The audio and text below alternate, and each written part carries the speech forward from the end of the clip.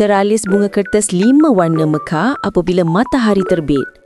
Sangat cantik sehingga sesiapa yang lalu lalang perlu berhenti dan mengagumi.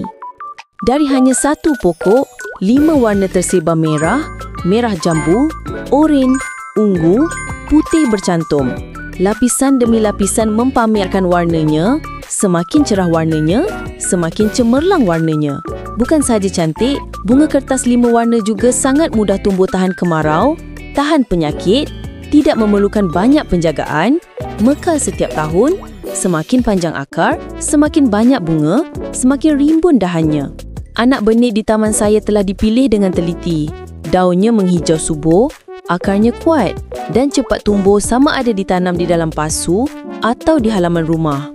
Bilangan anak pokok tidak banyak.